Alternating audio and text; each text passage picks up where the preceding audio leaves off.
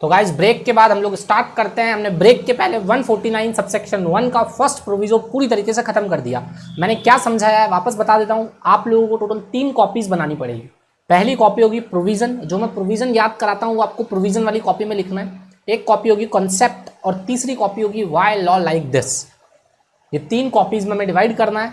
तीनों कॉपीज आपको मेंटेन करनी है। अगर आप डायरेक्टली क्लास सेकंड का पार्ट 2 देख रहे हैं तो गलती ना करें।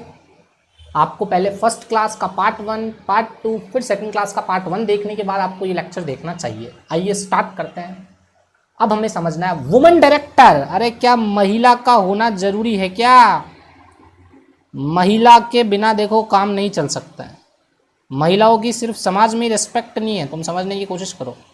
ये महिलाएं कंपनीज एक्ट में भी छा के बैठी है। अभी थोड़े दिन पहले वो महिला का केस आया था ना, वो कौन सा था, वो कौन सी यूपी वाली महिला, लखनऊ गर्ल। तो बड़ा ही विचित्र केस था। मतलब रोंगटे खड़े हो गए दिमाग के कि मतलब ऐसे भी लोग होते हैं यार। वुमेनिज्म क्या बोलते हो उसको, मतलब क्या बोलूँ मैं। मतलब तो उस तरह से कंपनी लॉ को भी इस वुमेन्स का प्रभाव दिखाया गया। और हमने बोला वुमेन चाहिए, एक वुमेन की जरूरत होगी। पहले समझ लो कंपनी लॉ ने क्या बोला। कंपनी लॉ ने बोला तुम्हारे पास जितने भी डायरेक्टर तुम्हें अपॉइंट करने हैं, पब्लिक कंपनी में 3 करने हैं, प्राइवेट में 2 करने हैं, 1 पर्सन में 1 करना है, मिनिमम इतने डायरेक्टर होने चाहिए। अब बोल रहा है women director, at least 1 women director हमेशा हमारे पास होनी चाहिए। कौन सी कंपनी में एटलीस्ट 1 वुमेन डायरेक्टर होनी चाहिए? पहले 1 वुमेन डायरेक्टर का प्रोविजन नहीं था 1956 में, पर 2013 में वुमेन डायरेक्टर का कॉन्सेप्ट इंट्रोड्यूस किया गया। मतलब महिलाओं को पावर दी गई। बोला कम से कम महिला तो होनी चाहिए ना डायरेक्टर में।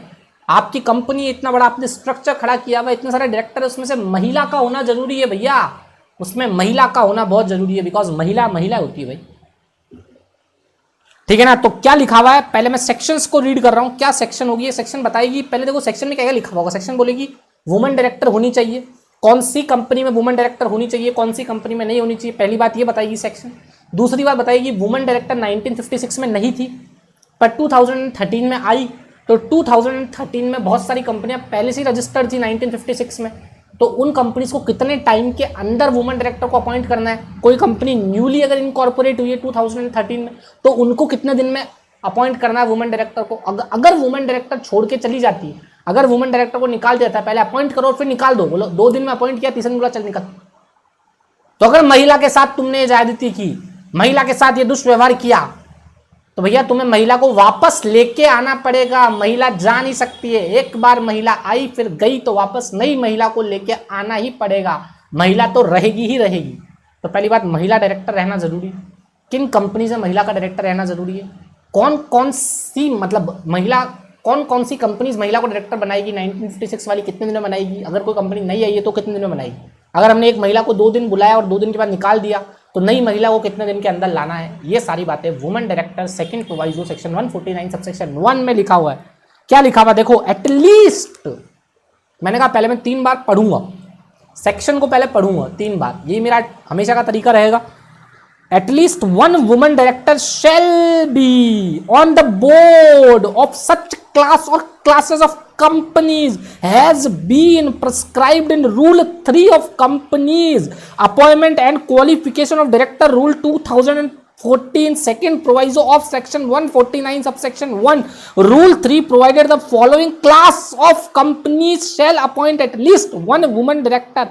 Every listed company, every public company paid up share capital of 100 crore rupee or more, turnover 300 crore rupee or more. फिर तो क्या लिख दिया भाई, लिखने वाले ने लिखा है एटलीस्ट 1 वुमन डायरेक्टर, एटलीस्ट 1। अब मैं सेकेंड टाइम रीड कर रहा हूं, at least 1 woman director, at least 1 woman director, at least 1 woman director shall be, at least 1 woman director shall be, at least 1 woman director shall be on the board of such class or classes of companies mentioned in Rule 3 of Companies Appointment and Qualification Rule 2014 second proviso of section 149 subsection 1.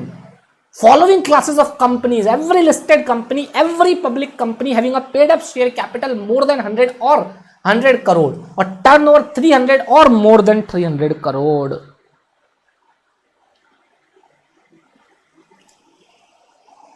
वापस बोल रहा हूं, at least one woman director shall be on a board, one woman director, at least one woman director shall be on a board of such class और classes of companies mention in rule 3 of companies act, rule appointment and qualification rule 2014. Classes of companies including every listed company, every public company having paid up share capital more than or equal to 100 crore or turnover more than or equal to 300 crore. पहला जो section के wordings है women director की तरफ, वो बोल रहे हैं at least one women director shall be on a board of such class और classes of companies mention in rule 3 of Companies Act, Appointment and Qualification Rule 2014. Such classes of companies including every public company, unlisted public company having paid up share capital and turnover, paid up share capital 100 crore or more or turnover 300 crore or more. At least one woman director. अब मैं provision तो मैंने पढ़ा दिया, सबको समझ में आ गया सर, बहुत सिंपल सा provision. At least one woman director shall on a board of such class और classes of companies prescribed in rule 3 of companies act, appointment and qualification rule 2014. Provision of second proviso of section 149 subsection 1 classes of companies including every listed company, every unlisted public company having paid up share capital equal to 100 crore or more और turnover 300 crore और more. और बोलो बजरंग बली की जय है. ये provision sir इतना आसान है, पढ़ लिया, यस पढ़ लिया, समझ में आ गया, बिल्कुल समझ में आ गया. समझ में कहाँ गया, समझाया तो ही. तो ये प्रोविजन पहले तुम्हें उतार के लिख देना चाहिए अपनी प्रोविजन वाली कॉपी में, एक बार खुद अपने हाथ से लिखो. At least one woman director shall be on a board of director of such class or classes of companies mentioned under Rule 3 of Companies Appointment and Qualification Rules 2014. Second proviso of Section 149 subsection 1. Classes of companies including every public company, every public listed company or other than unlisted public company having paid up share capital and turnover. Turnover. क्या बात है. अब हम एक एक word का postmortem करेंगे. आइए पोस्टमार्टम करते हैं मेरे साथ. तुम देखो डॉक्टर बन जाओगे धीरे धीरे. पोस्टमार्टम. तो हमने ब्लैंक पेपर तलाश लिया है, वही ब्लैंक पेपर से हम अपनी बातों को आगे कंटिन्यू करते हैं. पहली बात जो मैंने बोली, एटलीस्ट. एटलीस्ट का मतलब होता है कम से कम. कम से कम. At least one woman director shall be. At least का मतलब कम से कम और शैल बी का मतलब फिर से वही बात, कंपल्सरी है. ये तुम्हारी मर्जी से काम नहीं चलेगा. कंपल्सरी कंपल्सरी कंपल्सरी है. पर क्या हर कंपनी को कंपल्सरी है क्या? ऊपर तो लिखा होता है every company shall have a board of directors consisting individual as a director. पर यहां एवरी कंपनी नहीं लिखा हुआ. यहां क्या लिखा हुआ? यहां लिखा हुआ है at least one woman director shall be on a board of class और classes of companies, not every class of company. Class और क्लासेस ऑफ कंपनीज, ये एवरी कंपनी पे नहीं लगता है. मतलब मैं बोलूँ क्या एवरी कंपनी को वुमन डायरेक्टर की जरूरत पड़ेगी क्या? तो हम वहाँ कॉन्सेप्ट नोट्स में लिखेंगे एवरी कंपनी नहीं लिखा हुआ, लिखा हुआ है क्लास और क्लासेस ऑफ कंपनीज पे ये रूल लगता है. मतलब अभी तक हमने 3 बातें पढ़ ली. At least one woman director, at least one woman director. Woman का मतलब तुम जानते हो, मुझे बताने की जरूरत नहीं है. एटलीस्ट का मतलब मैंने बता दिया कम से कम. शैल बी का मतलब कंपल्सरी ऑन बोर्ड में होनी चाहिए. बोर्ड का मतलब कलेक्टिव बॉडी ऑफ डायरेक्टर्स में हमें शामिल होनी चाहिए वो महिला. एक महिला कम से कम होनी चाहिए आपके बोर्ड में. 2013 बोल रही है अगर कंपनी को इनकॉर्पोरेट करने जा रहे हो तो तुम्हें डायरेक्टर की जरूरत पड़ेगी और डायरेक्टर में तुम्हें एक महिला का होना जरूरी है. और एक महिला जो होगी वो एक महिला होनी ही होनी है, तय है एक महिला का होना. पर हर क्लास ऑफ कंपनीज के लिए नहीं, एवरी कंपनी के लिए नहीं, कुछ क्लास ऑफ कंपनीज के लिए. वो क्लास ऑफ कंपनीज कौन सी है जहां महिला का होना जरूरी है? तो बोला लिस्टेड कंपनी में महिला का होना जरूरी है. और अनलिस्टेड पब्लिक कंपनी में, अनलिस्टेड पब्लिक कंपनी में जिनका पेड अप शेयर कैपिटल और जिनका turn over, paid up share capital 100 और मोर और टर्नओवर 300 और मोर, अगर है तो ही महिला चाहिए, वरना महिला नहीं चाहिए। अरे महिला की जरूरत हर कंपनी में नहीं है, डायरेक्टर की जरूरत हर कंपनी में, इसलिए लिखा हुआ every director shall have a board of directors consisting individual as a director. पर यहां ऐसा नहीं लिखा हुआ, यहां लिखा हुआ क्या, यहां लिखा हुआ एटलीस्ट कम से कम एक, at least one woman director on a board. Not every class of company, only class of companies mentioned in Rule 3। और रूल कौन से, अपॉइंटमेंट एंड क्वालिफिकेशन रूल 2014। अब ये अपॉइंटमेंट एंड क्वालिफिकेशन रूल्स 2014 है, एक्ट आ गया 13 और रूल आया 14 में। समझ रहे हो ना, मैंने बोला रूल तो सेंट्रल गवर्नमेंट चेंज कर सकती है, इसीलिए रूल्स में हमेशा लिमिट्स लिखी हुई होती है। रूल्स में लिखा हुआ है every listed company, unlisted public company having paid up share capital मोर देन 100 और इक्वल टू 100, टर्नओवर 300 और मोर देन 300। ये रूल्स है। क्या ये वुमेन डायरेक्टर की लिमिट्स को चेंज किया जा सकता है? कंपनियां और भी जोड़ी जा सकती है, ऑफकोर्स जोड़ी जा सकती है। अभी तक क्या कौन सी कंपनी नहीं है, प्राइवेट कंपनी पे वुमेन डायरेक्टर का प्रोविजन नहीं लगता है। ये ध्यान से लिख लो यहां पे कि प्राइवेट कंपनी पे वुमेन डायरेक्टर नहीं लगेगा, क्योंकि इस दुनिया में लिस्टेड कंपनियां सिर्फ पब्लिक ही होती है। लिस्ट होने का अधिकार सिर्फ पब्लिक कंपनियों को है। और अनलिस्टेड कौन होती है? अनलिस्टेड में तो खुद ही वर्ड लिख दिया साफ साफ, अनलिस्टेड पब्लिक कंपनी, तो बताने की जरूरत ही नहीं है। लिस्टेड तो सिर्फ पब्लिक ही होती है, और अनलिस्टेड में तो खुद नहीं बोला, अनलिस्टेड पब्लिक कंपनी। तो इस दुनिया में पब्लिक कंपनियां लिस्टेड होती है और अनलिस्टेड पब्लिक कंपनी पे देखो, लिस्टेड पब्लिक कंपनी के लिए कोई लिमिट नहीं है।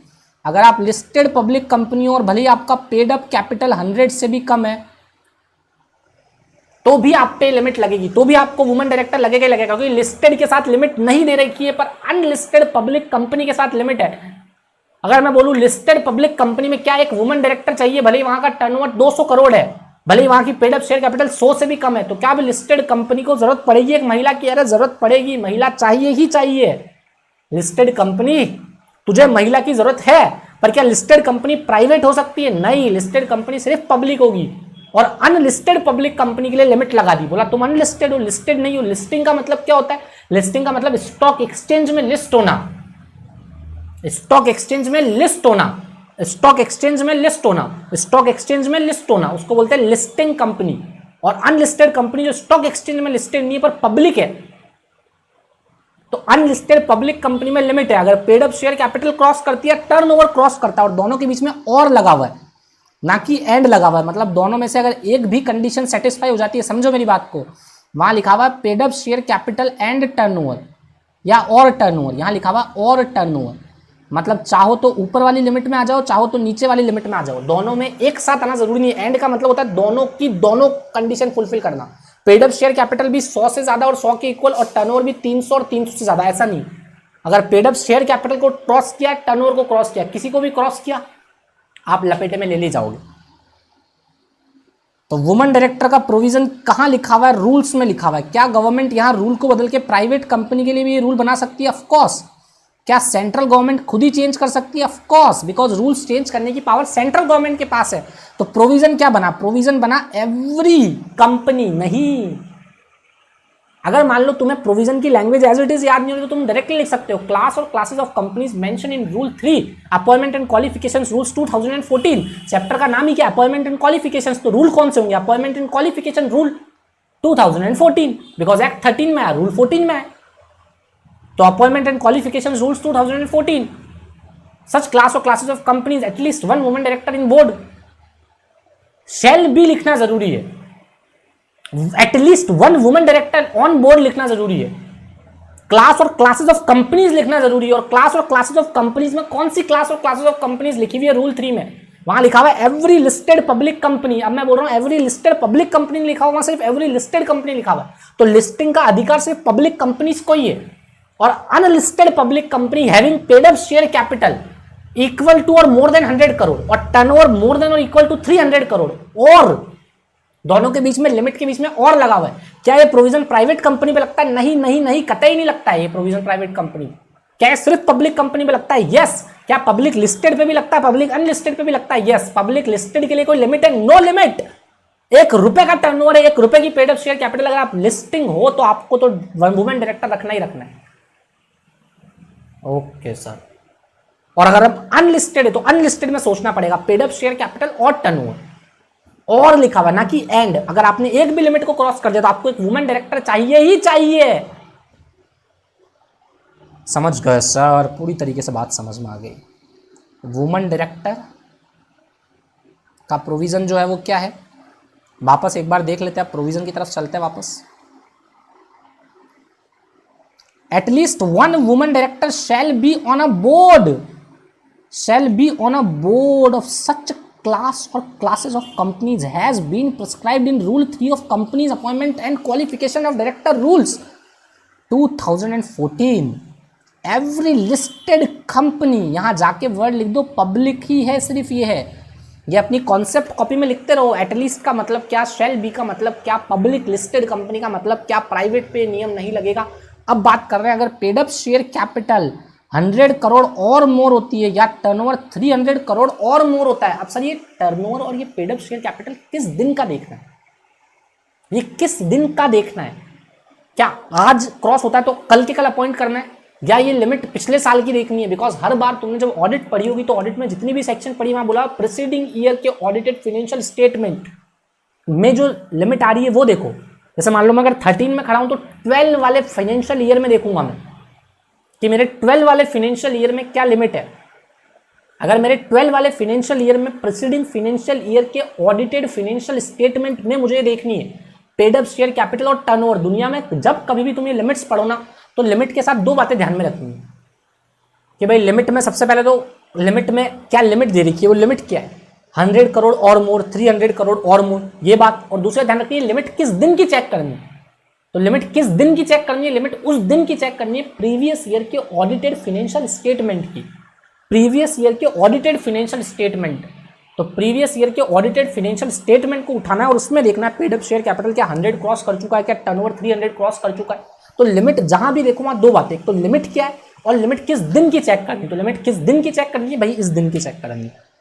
ये देखो एक्सप्लेनेशन में दिया हुआ है, for the purpose of having a woman director of the board, it's clarified that the paid up share capital and turnover as case may be as on the last date of latest audited financial statement shall taken into the account। अब हमारा पूरा women director का provision खत्म हो गया। वापस बोल रहा हूं वुमेन डायरेक्टर में क्या क्या लिखना है, एटलीस्ट वन, ये वर्ड बहुत इंपॉर्टेंट है, शैल बी वर्ड बहुत इंपॉर्टेंट है, क्लासेस और क्लासेस ऑफ कंपनीज बहुत ज़्यादा इंपॉर्टेंट है, इसमें एवरी लिस्टेड कंपनी लिखना ज़रूरी है, every other public companies, unlisted public company मतलब अदर का मतलब अनलिस्टेड पब्लिक कंपनी की बात हो रही है, उसका paid up share capital turnover check करना है और किस दिन का चेक करना है। तो it is clarify that have turnover check the last date of latest audited financial statement का। इन दोनों के बीच में जो लिखा हुआ वर्ड है उस वर्ड को हाईलाइट करा देता हूँ, ये वर्ड है और, नॉट एंड। मतलब अगर ये लिमिट क्रॉस करते हो या ये लिमिट क्रॉस करते हो, कोई भी लिमिट क्रॉस करते हो तो आपको वुमेन डायरेक्टर अपॉइंट करना जरूरी होगा। एक महिला का होना जरूरी है, पर हर कंपनी में एक महिला का होना जरूरी नहीं है। डायरेक्टर का हर कंपनी में होना जरूरी है, पर महिला डायरेक्टर का हर कंपनी में होना जरूरी नहीं है। महिला डायरेक्टर का सिर्फ उसी कंपनी में होना जरूरी है जो लिस्टेड है और जो अनलिस्टेड है और जिसका paid up share capital 100 crore से ज्यादा है और 300 करोड़ से ज्यादा जिनका टर्नओवर है, या 300 करोड़ जिनका टर्नओवर है, और ये चेक करना है last date of audited financial statement. अब मैंने 3 बातें नहीं बताई, क्या पब्लिक कंपनी का मीनिंग क्या होता है, पेड अप शेयर कैपिटल का मीनिंग क्या होता है और टर्नओवर का मीनिंग क्या होता है। ये 3 वर्ड हमें क्लियर करने हैं। पब्लिक कंपनी किसको बोलेंगे, पेड अप शेयर कैपिटल में क्या इंक्लूड होगा, क्या इंक्लूड नहीं होगा, और टर्नओवर में क्या इंक्लूड होगा या नहीं होगा। बाकी हमने पूरा प्रोविजन को पोस्टमार्टम कर दिया है। अब इस तरह के प्रोविजन की जरूरत क्यों पड़ी, तुम सच में सोचो, किसी महिला को लाने की जरूरत क्यों पड़ी? बेटा देखो, दिमाग लगाओ, ये प्रोविजन प्राइवेट कंपनी पे अप्लाई क्यों नहीं होता है? Why law like this? Because private company, तुम सोचो, मैं और मेरा भाई, अभी हमारी शादी नहीं हुई है, हम दोनों बिजनेस करना चाहते हैं। हमने कहा चलो हम पार्टनरशिप में कंपनी खोलेंगे और लोगों को लेंगे और बिजनेस करेंगे। मेरा उद्देश्य ऐसा ही नहीं, क्योंकि मैं पब्लिक को नहीं जुटाना चाहता हूं, हम तो प्राइवेटली कंपनी खोलना चाहते हैं। हमने कहा आज हम 2 भाई हैं, 2 भाई मिलकर प्राइवेट कंपनी खोलेंगे। हमने रजिस्ट्रेशन लिया, हम दोनों डायरेक्टर, हम दोनों ही मेंबर, बड़ा बढ़िया बिजनेस चल रहा है। कंपनी खोलने से हमें फायदा क्या हुआ, हमें बहुत सारी फॉर्मेलिटी से रिलैक्सेशन मिल गया। अब कंपनी अपने नाम से जमीन खरीद सकती है, बेच सकती है, तो हमें वो रिलैक्सेशन था, इसलिए हमने कंपनी खोल ली। पर 2 भाइयों ने खोली, लॉ ने दो भाइयों के बीच में एक औरत डाल दी, बोला एक वुमन की जरूरत पड़ेगी पड़ेगी दोनों भाइयों को, अगर कंपनी खोलनी है तो। हमने कहा मतलब कंपनी खोलने के लिए शादी करें? हमारी उम्र 18 साल है, मेरे भाई की उम्र 19 साल है, तुम कह रहे हो शादी कर लो? नहीं करनी अभी शादी भाई, क्यों करूँ शादी अभी? नहीं करनी पड़ेगी। अगर तुम्हें कंपनी खोलनी है तो तुम्हें महिला लानी पड़ेगी। अब हम बाहर से कोई महिला को ला नहीं सकते क्योंकि हमारी कंपनी पब्लिक नहीं, हम प्राइवेट लोग हैं, हम नहीं चाहते हमारे फाइनेंशियल स्टेटमेंट को जनता में डिस्क्लोज करना, हम नहीं चाहते। हम हमारा प्रॉफिट सिर्फ हम दो भाई शेयर करना चाहते हैं, क्यों किसी और को लेके आए? बोल रहा है नहीं लाना पड़ेगा, लॉ बोल रहा है वुमन डायरेक्टर चाहिए। हमने कहा ओए लॉ ऐसी की तैसी, ऐसा कोई लॉ दुनिया में नहीं है जो शादी करा दे किसी की शादी करवा दो। वाह वाह, लॉ क्या कह रहा है, कमाल का लॉ है भाई। तो इसीलिए दिमाग चला, ड्राफ्ट कमेटी का दिमाग चला, ड्राफ्ट कमेटी का छोड़ उस प्राइवेट कंपनी को सालों को, अगर उनको यहाँ लिखा तो हंगामा हो जाएगा, वो साले रोड पे आ जाएंगे, आंदोलन करो किसानों की तरह, माफ करो हमें, तुम माफ करो, नहीं करेंगे नहीं करेंगे शादी, हम नहीं करेंगे। हमने कहा ठीक है, प्राइवेट कंपनी को हटाओ पहले तो। फिर कुछ पब्लिक कंपनीज थी, फिर पब्लिक कंपनी की भी एक लिमिट सेट कर दी, ध्यान से देखो। उन्होंने कहा प्राइवेट कंपनी तो वैसे ही बहुत तुच्छी कंपनी होती है, बेचारे घर के लोग होते हैं, घर के लोगों में महिला नहीं है चलेगा, और पर बड़ी कंपनियां जिनका लेवल कुछ है उनमें तो महिला का होना जरूरी है, बिकॉज महिला का दिमाग पुरुषों से ज्यादा तेज होता है। तो बड़ी कंपनी में महिला, प्राइवेट कंपनी छोटी थी, दो ही भाई थे, दोनों की शादी नहीं करवाई, बोला चल छोड़। पर जैसे कंपनी का लेवल अप हुआ, लिस्टेड कंपनी बन गई, अब महिला की जरूरत है, क्योंकि इतने सारे लोगों को संभालने की पावर सिर्फ महिलाओं में होती है। पुरुष तो आपस में मिलकर लड़ लेंगे, पर महिला कॉपरेट करेगी, प्यार से बात करेगी, अपनी तरफ लोगों को अट्रैक्ट करने की क्षमता सिर्फ महिलाओं में होती है। उनकी बोली से लोग उनकी तरफ अट्रैक्ट हो जाते हैं, उनके लुक से लोग उनकी तरफ अट्रैक्ट हो जाते हैं। तो इसलिए महिलाएं शांत कर सकती है, सब चुप, महिलाओं के बोलते ही चुप होना पड़ता है, बिकॉज ये हमारे ह्यूमन गट्स से कि हम महिला को देखते ही बिल्कुल शाय सा फील करते हैं, थोड़ा नॉर्मल रिएक्ट करने लग जाते हैं, तो हम शांति में ऑटोमेटिक आ जाते हैं। ये महिलाओं की पावर है, इसीलिए बोला बड़ी कंपनियों में महिलाएं चाहिए ही चाहिए, एक वुमन डायरेक्टर जरूर चाहिए एवरी लिस्टेड कंपनी में। और बड़ी कंपनी, लिस्टेड कंपनी तो बहुत बड़ी होगी भैया, स्टॉक एक्सचेंज में रजिस्टर्ड है, तुम्हें तो चाहिए चाहिए, पर जो स्टॉक एक्सचेंज में रजिस्टर्ड नहीं है उनको बोला तुम अगर paid up share capital 300 crore turnover और paid up share capital 100 crore और उससे ज्यादा है भैया, ले आओ महिला को ले आओ। हमने कहा अच्छा हम भी महिला को ले आए, बहुत बढ़िया है। तो हम ये भी समझ गए कि महिला director, why law like this, because of that private company बहुत ज़्यादा छोटी है, उनमें महिलाओं की जरूरत ही नहीं है यार। अगर दो भाई आपस में बिजनेस कर रहे हैं तो महिलाओं को डालने की वहाँ क्या जरूरत है, तुम तुम्हारा काम जाने, तुम्हारा काम संभाले। बड़ी कंपनी में महिलाओं की जरूरत है क्योंकि महिलाएं कंट्रोल कर सकती है, किसी भी लेवल पे महिलाओं द्वारा कंट्रोल किया जा सकता है। महिलाएं अगर बड़ी से बड़ी वॉर की जर्नी है तो महिलाएं बड़ी से बड़ी वॉर को स्टॉप करने में भी उनका इंपॉर्टेंट रोल है। समझ रहे हो मेरी बात को? लोग कहते हैं महाभारत का युद्ध द्रौपदी ने कराया, मैं कहता हूं नहीं, महाभारत का युद्ध द्रौपदी जी ने नहीं करवाया। द्रौपदी जी ने महाभारत के युद्ध को टालने की भी बहुत बार कोशिश की, पर वो होना लिखा हुआ था, क्योंकि लिखा हुआ है यदा यदा ही धर्मस्य ग्लानिर्भवति भारती अभ्युत्थानम अधर्मस्य तदात्मानं सृजाम्यहम्। समझ रहे हो मेरी बात को? तो वो तो ईश्वर की देन थी। जब द्रौपदी ने युद्ध नहीं करवाया या द्रौपदी जी ने जब युद्ध नहीं करवाया तो महिलाएं युद्ध को रोकती है, महिलाएं युद्ध को कंट्रोल करती है। तो वैसी बात है, महिलाएं होना जरूरी है। अब महिलाओं के बारे में हम क्या क्या बातें करें, महिला हर जगह जरूरी है भैया। इसीलिए कंपनी लॉ ने भी बोला महिलाओं का साथ चाहिए। अगर 2013 में मोदी जी को लाना है 2024 में, तो मोदी जी ने कहा 2013 में महिलाओं को इंट्रोड्यूस करो कंपनी लॉ में। और क्या बात लिखी है, क्या लिखा हुआ है? At least one woman director shall on a board, shall be on a board, class or classes of companies mentioned under companies appointment and qualification of director rule 2014. Every listed company and every public company and listed public company having paid up share capital and turnover, and the limit is check. कब check करनी है? previous last date of previous audited financial statement में। बात तो दमदार है sir, आपने महिलाओं की बातें भी बहुत तगड़ी कर ली। अब आगे चलते हैं। अब देख लो, ये बोल रहा है compliances of new in corporate company. मान लो मेरी कंपनी आज 2013 में जुलाई में बनी है और हमारी कंपनी एक लिस्टेड कंपनी है, तो बोला भैया अगर आप एक लिस्टेड कंपनी में हो और आपकी कंपनी अभी बनी है तो आपको बनते से ही एक महिला की जरूरत पड़ेगी। हमने कहा सर थोड़ा सा रिलैक्सेशन मोदी जी, बनाएंगे उस दिन महिला को कहाँ ढूंढ के लाए, पहले कंपनी बनाते हैं फिर महिला को ढूंढेंगे। अच्छी खासी महिला लेके आएंगे हमारी कंपनी में जो एजुकेटेड हो, स्वाभिमानी हो, सेल्फ रेस्पेक्टेड हो। बोला ठीक है। तुम्हें 6 महीने दिए, कंपनी बनने के 6 महीने के अंदर अंदर महिला की जरूरत पड़ेगी, महिला चाहिए, महिला तुम्हारे बोर्ड में होनी चाहिए। हमने कहा जय मोदी जी, जय मोदी सरकार, विकास विश्वास और सबका साथ आपके साथ। तो बोला 6 महीने हैं। तो a company which has incorporated under the act is cover the provision is requiring appointed a woman director shall be compliant. Oh shall compulsory है, कंपल्सरी है। कितने महीने में? The period of 6 month from the date of incorporation के 6 महीने के अंदर अंदर महिला को लाना जरूरी है, कंपल्सरी है। 6 महीने से लेट क्या पेनल्टी लगेगी? ठोक देंगे, फोड़ देंगे, जेल में डाल देंगे साले। 6 महीने के अंदर अंदर लाना ही लाना है। ओके ओके ओके, क्या बात कह रहे हो सर? 6 महीने के अंदर अंदर, ये गलत बात है सर। और अगर कोई कंपनी 1956 में बनी हुई है सर, तो क्या होगा? अगर मान लो कंपनी 1956 में बनी हुई है और 2013 में भी वो कंपनी, तो उसको 1 साल दे दिया। कितना? 1 ईयर का ट्रांजेक्शन प्रोविजन है। कंपनीज एक्ट आने के 1 साल के अंदर अंदर ले आओ, और अगर नई कंपनी बना रहे हो तो 6 महीने के अंदर अंदर इनकॉर्पोरेशन के।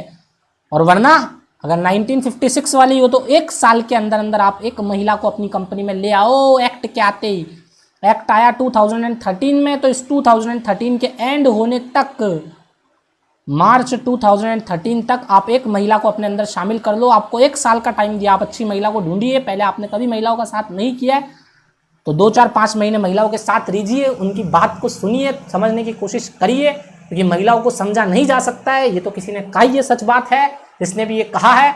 तो आप महिलाओं को समझिए। आप पुराने लोग हैं, आप 1956 एक्ट से चलते हुए आ रहे हैं, आपको महिलाओं को समझने के लिए 1 साल दिया, और नए लोगों को बोला तुम तो महिलाओं से अवगत हो, तुम अपनी जनरेशन के लोग हो, अभी अभी खोल रहे हो, तो तुम्हारे पास 6 महीने हैं। 6 महीने इनकॉर्पोरेशन के महिला को लेके आ जाना, शैल बी। और उनको बोला shall be with in 1 year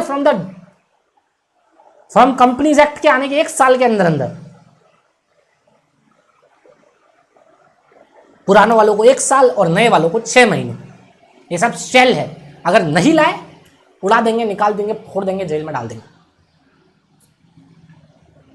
अब सर चौथा वर्ड और आ गया।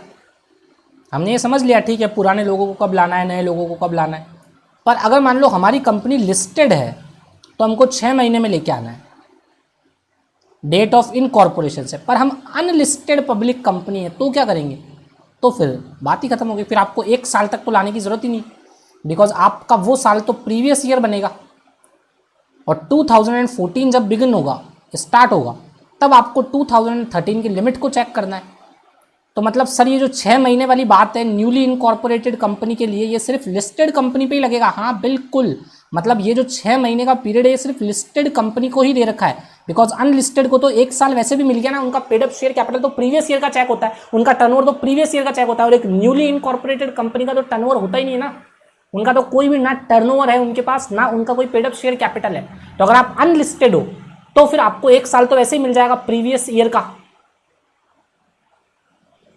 पर अगर आप पुराने एक्ट में रजिस्टर्ड हो, 1956 एक्ट में, तो आपको 1 ही साल का टाइम है। आप प्रीवियस ईयर में अपनी टाइम लिमिट भी देख लो, अगर आपकी वो लिमिट क्रॉस हो गई है तो भी आपको 1 साल में अंदर अपॉइंट करना है। और अगर आप प्रीवियस ईयर में आपकी वो लिमिट क्रॉस नहीं हुई, आप लिस्टेड एंटिटी हो, तो भी आपको 1 साल के अंदर लेके आना है। मतलब 1956 वालों को तो दोनों ही केसेस में, चाहे वो लिस्टेड हो या अनलिस्टेड हो, जिनकी लिमिट क्रॉस हो गई, दोनों को ही 1 साल के अंदर लाना है। पर यहाँ पे 6 महीने सिर्फ और सिर्फ लिस्टेड के लिए, अनलिस्टेड को तो ऑटोमेटिकली 1 साल मिल गया, बिकॉज उनका तो प्रीवियस ईयर अभी आया ही नहीं है। मतलब ये जो ट्रांजेक्शन प्रोविजन है, ये प्रोविजन के लिए तुम्हें क्या करना पड़ेगा, एक बार ढंग से बता देता हूँ। कुछ लोगों को हो सकता है समझ नहीं आ रहा हो, तो एक बार देख लो, अभी सब समझ जाओगे। 1 सेकेंड, एक पेपर ऐड कर देते हैं। देखो मैं कहना चाह रहा हूँ, अगर आप 1956 वाले लोग हो, समझ रहे हो ना मेरी बात को, तो आप अगर लिस्टेड हो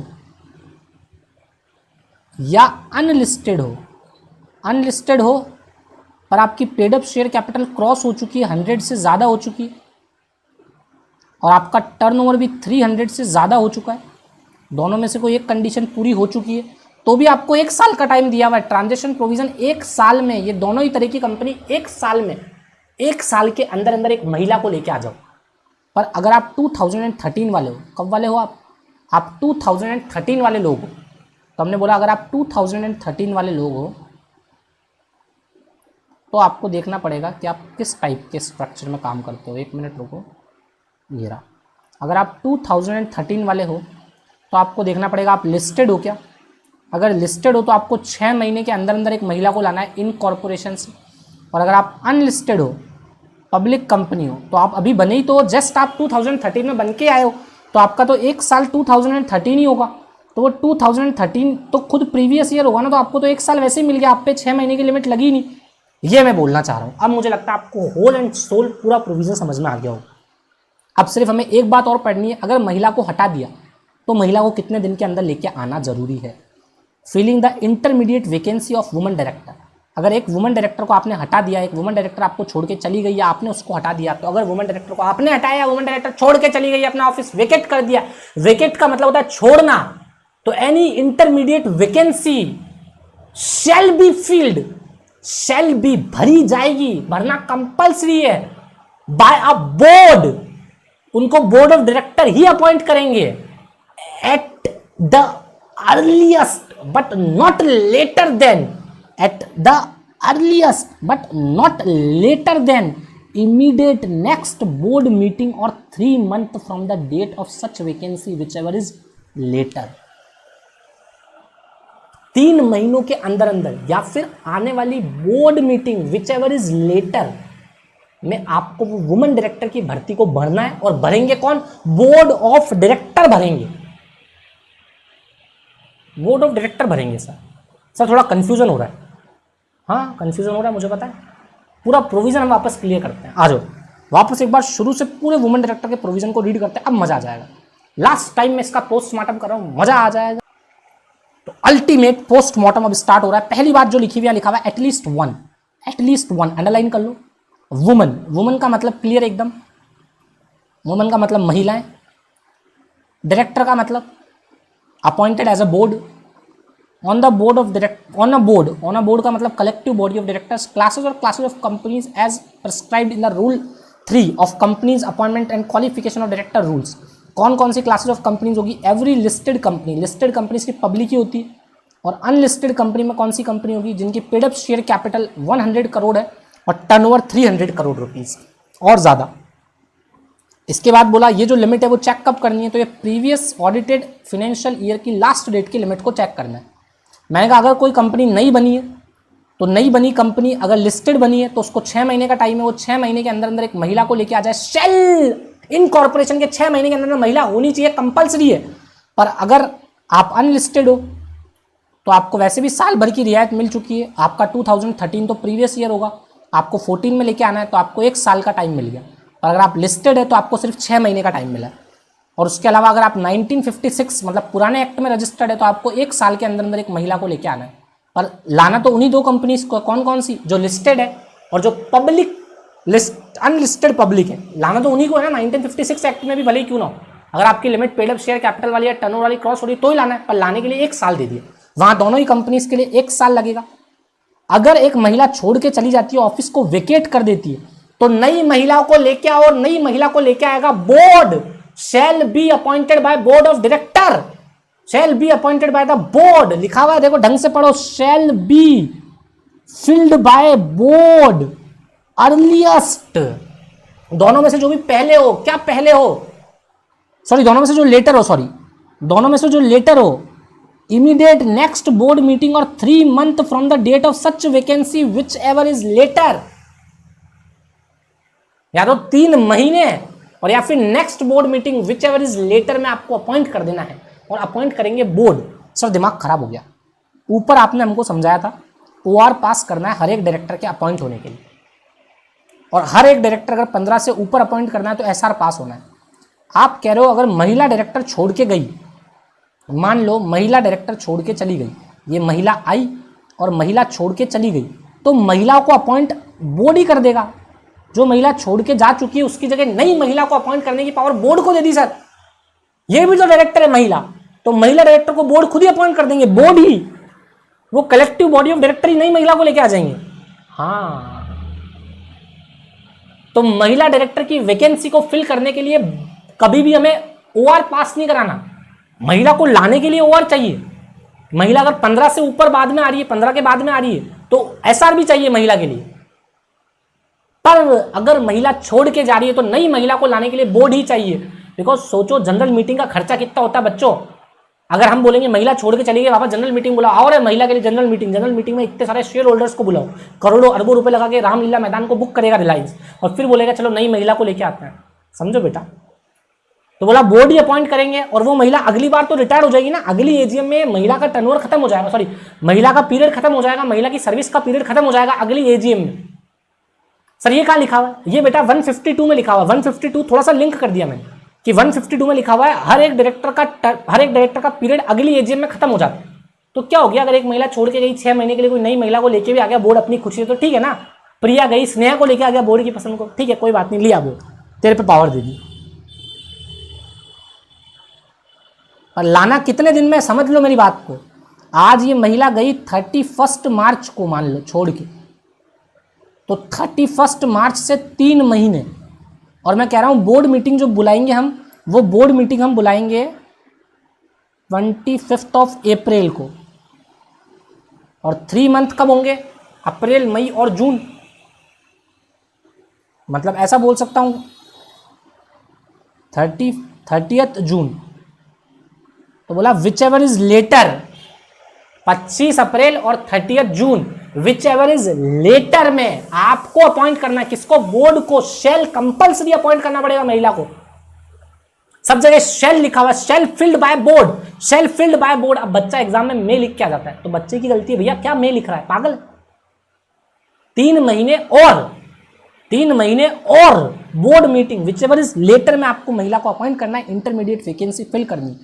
तो सर बाकी डायरेक्टर, जैसे कि मान लो ये रमेश है, ये सुरेश है और ये आयुषी है, तो अगर रमेश और सुरेश छोड़ के चले गए, इनके लिए भी ओआर पास हुआ था, इनके लिए भी ओआर पास हुआ, इन महिला प्रिया जी के लिए, या मैंने बोला आयुषी जी के लिए।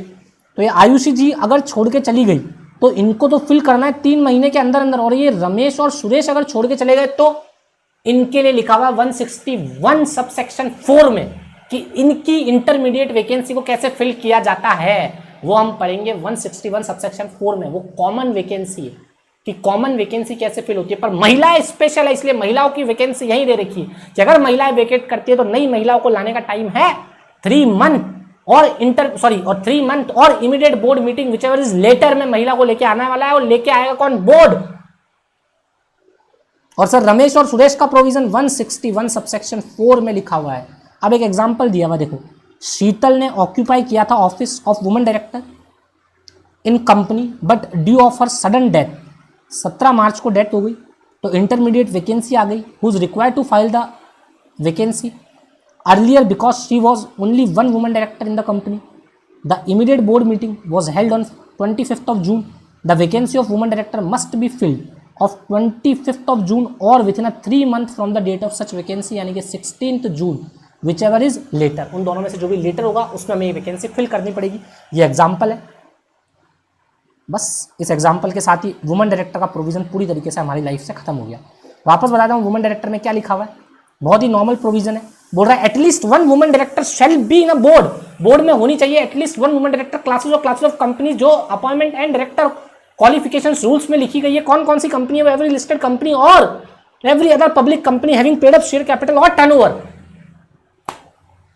और साथ में चेक कब करना है, न्यूली इनकॉर्पोरेट कंपनी को कितने दिन में महिला लानी है। शेल शेल शेल, जहां शेल लिखा हुआ है वहां शेल ही लिखना है अपने को, और हर जगह शेल लिखा हुआ है। फीलिंग इंटरमीडिएट वैकेंसी में भी शेल लिखा हुआ है। कौन फील्ड करेगा? बोर्ड फील्ड करेगा। इमीडिएट नेक्स्ट बोर्ड मीटिंग और 3 month whichever is later में। पूरी बातें समझ में आ गई, पर अभी भी हमें 4 वर्ड समझ में। पब्लिक कंपनी क्या होती है, पेड अप शेयर कैपिटल में क्या इंक्लूड है क्या नहीं है, टर्नओवर में क्या इंक्लूड है क्या नहीं है, और हमें चौथा टर्म जो समझना है वो इनकॉर्पोरेशन का मतलब क्या होता है, कब माना जाएगा एक कंपनी इनकॉर्पोरेट हो चुकी है। ये 4 वर्ड अब हमने समझे और हमारा वुमेन डायरेक्टर का कॉन्सेप्ट खत्म हो जाएगा। और भी बहुत सारी बातें क्लियर हो जाएगी इसके थ्रू। मैंने कहा पेड अप शेयर कैपिटल में क्या इंक्लूड होगा और क्या इंक्लूड नहीं होगा। मैं कहता हूँ बताओ, कॉल्स इन अरियर क्या पेड अप शेयर कैपिटल में लेस होगी, क्या calls in advance, forfeited money, debenture redemption reserve, बताओ भी बताओ। उसके अलावा convertible preference share, convertible debt, क्या पेड अप शेयर कैपिटल में इंक्लूड होगा और क्या नहीं होगा, सोचो। वैसे ही मैं बोलूँ टर्नओवर में क्या इंक्लूड होगा, क्या टर्नओवर में रेवेन्यू फ्रॉम ऑपरेशन इंक्लूड होगा, क्या उसमें सेल आएगी, क्या सेल्स रिटर्न माइनस होगा उसमें से, क्या अदर इनकम भी ऐड होगी क्या उसमें टर्नओवर में, सोचो। बड़ी बात गहराई में है, अकाउंट्स मिक्स हो गई यहाँ तो टर्नओवर का नाम लेते ही। और वैसे ही इन कॉर्पोरेशन का मतलब क्या होगा, सोचो। इन कॉर्पोरेशन किस दिन पूरा हो जाएगा, जब आरओसी कंपनी का नाम रजिस्टर्ड में लिख देगा तब, या आरओसी कंपनी को इंटीमेट कर देगा तब कि कंपनी तो रजिस्टर्ड हो चुकी है, एक लिफाफे में इन्वॉल्व भेजेगा, इन कॉर्पोरेशन का सर्टिफिकेट भेजेगा। तो जिस दिन कंपनी को सर्टिफिकेट मिलेगा उस दिन, या जिस दिन आरओसी ने नाम लिख दिया रजिस्टर्ड में, उस दिन इनकॉर्पोरेट हुआ माना जाएगा। ये तीसरी बात। और चौथी बात है पब्लिक कंपनी का मतलब क्या होगा। पब्लिक कंपनी क्या होती है, जो पब्लिक से पैसा रिसीव करेगी, उसकी कुछ विशेषताएं होती है। कौन कौन सी, जैसे कि उसमें मेंबर्स कितने होने चाहिए, मिनिमम मेंबर्स की रिक्वायरमेंट होती है पब्लिक कंपनी में। ये भी तुम्हें, ये चारों ही सवालों के जवाब जो मैंने तुम्हें बताया, public company, paid up share capital, उसके अलावा टर्नओवर और एक इन कॉर्पोरेशन का मतलब, ये चारों वर्ड्स तुम्हें अपनी कॉन्सेप्ट कॉपी में लिखने और मेरी वीडियो के नीचे कमेंट करके बताना है कि इनका मतलब क्या होगा। मैं कल की क्लास में डिस्कस करूंगा इनका मतलब क्या होगा। आज मैंने तुम्हारे दिमाग में एक हिंट दे दिया, एक लाइटली सा एक कीड़ा छोड़ दिया, जैसे तुम सोचने पे मजबूर हो जाओ कि एक्चुअली क्या मतलब होगा paid up share capital, turnover. बहुत अजीब सी बात है। इन कॉर्पोरेशन कब कंप्लीट हुआ माना जाएगा, जब आरओसी ने नाम लिखा या फिर उनको लेटर पोस्ट कर दिया, उनको मिल गया। बहुत भारी हो रहा है ये तो। और एक लिस्टेड का मतलब क्या होता है ये भी पता कर लेना। वैसे मैंने बता दिया लिस्टेड का मतलब स्टॉक एक्सचेंज में रजिस्टर्ड होना। तो ये 5 वर्ड, इन पांचों का मीनिंग आपको वीडियो के नीचे कमेंट करके बताना है। जिसका कमेंट मुझे सबसे अच्छा और प्यारा लगेगा उसको अपन लाइक करेंगे और उस कमेंट के नीचे मेरा कमेंट भी आएगा। और क्या, मैं रिस्पॉन्ड करूंगा उस अच्छे कमेंट को। तो आपको वीडियो के नीचे कमेंट करके ये बात मुझे बतानी है। जो कमेंट करेगा वो क्लासेस देख रहा है, जो कमेंट नहीं करेगा उसका राम जाने, वो राम भरोसे। तो वापस वुमेन डायरेक्टर की बात कर लेते हैं। एटलीस्ट 1 वुमेन डायरेक्टर होनी चाहिए बोर्ड में। क्लासेस और क्लासेस ऑफ कंपनीज को ये वुमेन डायरेक्टर लाना जरूरी है। कौन कौन सी, एवरी लिस्टेड कंपनी को, एवरी पब्लिक कंपनी को, अदर देन लिस्टेड मतलब अनलिस्टेड पब्लिक कंपनी को, जिनकी पेड अप शेयर कैपिटल और टर्नओवर एक लिमिट से क्रॉस हो जाए। ये लिमिट जो हमें चेक करनी है वो प्रीवियस ईयर के ऑडिटेड फाइनेंशियल स्टेटमेंट की चेक करनी है। अगर कोई कंपनी न्यूली इनकॉर्पोरेटेड है तो कितने टाइम में उसको लाना जरूरी है, तो बोला 6 महीने डेट ऑफ इनकॉर्पोरेशन से। इनकॉर्पोरेशन का मतलब क्या होता है, अगर कोई महिला छोड़ के चली गई, वेकेट कर दिया ऑफिस। मैंने वैकेंसी का मतलब भी अभी पूरी तरह से क्लियर नहीं किया कि इस वैकेंसी में क्या क्या चीज़ें आएगी। वैकेंसी कब बोलते हैं किसी चीज़ को, अब वो मैं क्लियर कब करूंगा, जब मैं 161 सबसेक्शन 4 पढ़ूंगा, तब मैं इस वैकेंसी वर्ड का मीनिंग क्लियर कर दूंगा। तो मुझे 6 वर्ड्स के मीनिंग बताने हैं, 5 का कल बताऊंगा और 1 का 161 सबसेक्शन 4 में, कि वेकेट हुआ कब माना जाएगा ऑफिस। तो अगर मान लो कभी भी महिला का ऑफिस वेकेट होता है तो वेकेट होने पे उस महिला की उस वैकेंसी को फिल करेगा board, self filled by the board, the earliest but not later than, जल्दी से जल्दी फिल करेगा but later than immediate next board meeting और 3 month from the date of such vacancy which is later. देखो English लिखने का तरीका देखो, फ्रॉम द डेट, उस डेट से, of such vacancy whichever is later, इन दोनों डेट्स में जो भी आ रहा है whichever is later, immediate next board meeting और 3 month whichever is later. और मैंने बता ही दिया ऐसा लॉ क्यों बनाया है कि board of director he field कर देंगे वैकेंसी। तो मैंने कहा ऐसा लॉ इसलिए बनाया गया है क्योंकि एजीएम बुलाने के पैसे लगते हैं, जनरल मीटिंग को बुलाने के पैसे लगते हैं, ज़्यादा पैसे क्यों खर्च किया जाए। और हर एक डायरेक्टर को अगली एजीएम में रिटायर्ड होना ही होना है। तो जब डायरेक्टर अगली एजीएम में रिटायर्ड होकर चला ही जाएगा तो ये महिला तो 6-7 महीने बाद वैसे ही हट जाएगी। 6-7 महीने तक जो करती है वो करने दो। अगर ड्यू डिलीजेंस से काम नहीं करेगी महिला तो अंदर डाल देंगे।